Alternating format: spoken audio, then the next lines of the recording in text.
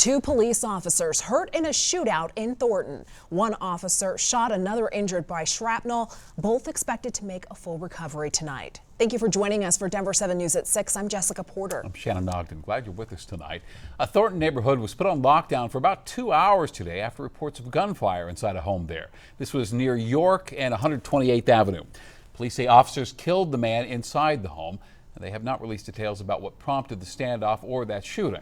Denver 7's Christian Lopez and Sam Pena have been on scene all day working to learn more about this investigation and how the community is reacting. All right, Sam, let's start with you and the latest on those officers tonight.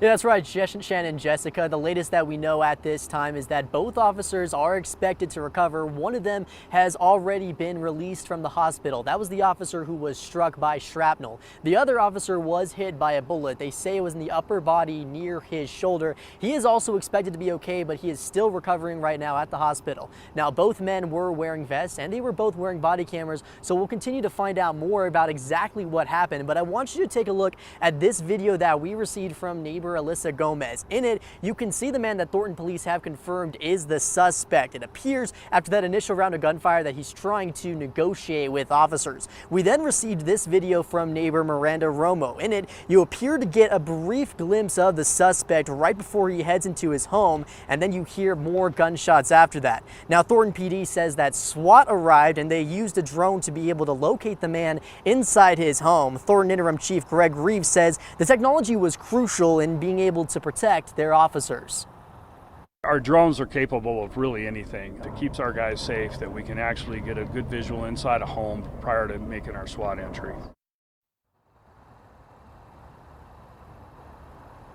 And Thornton police say that the man was found dead inside by SWAT. They're not sure if it was by a self-inflicted gunshot wound or if it was by officer gunfire. However, Shannon, Jessica, if there is a silver lining to take away from this, it's two things. Number one, both officers expected to be okay. And number two, the neighbors in the community, no one was harmed and everyone is safe at home.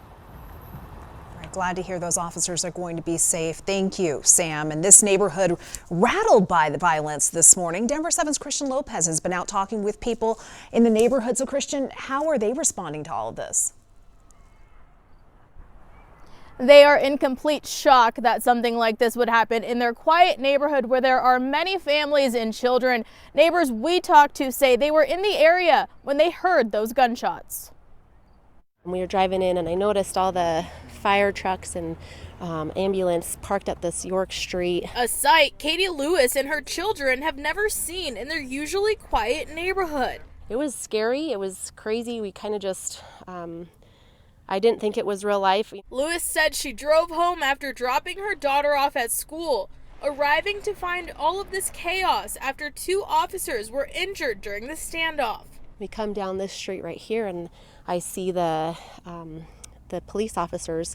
They're about five, blocked in their truck with the guns out, and we think we heard a pop, pop, pop. I was in denial about it. Another neighbor, Amos Elizondo, said he was also nearby when he heard some of those gunshots erupt. I heard what sounded like some bangs. Missy Kramer said the home where the shooting happened was right across the street from her house. Very stressed. She was at work when neighbors started alerting her that there was something going on. So she says she rushed straight home. What's your reaction to this whole thing going? It's surreal. It's a quiet neighborhood. It's unbelievable. I just couldn't believe that it was happening in my neighborhood. I couldn't. What's going through my mind right now is this is farmland. This is supposed to be farmland. Nice little area, good homes, not so much crime, and now something like this happens. Hearing about it, yeah, it's kind of concerning. Being a resident of Thornton and hearing that officers were injured in the line of duty is also very sad. Honestly, my heart goes out to them and their families. And it's been hours since this shooting happened, and you can see they still have the area blocked off with crime scene tape here behind us. Again, guys, we know that those two officers are expected to be okay. Back to you. Just a terrifying day for those residents. Christian, thank you for that report.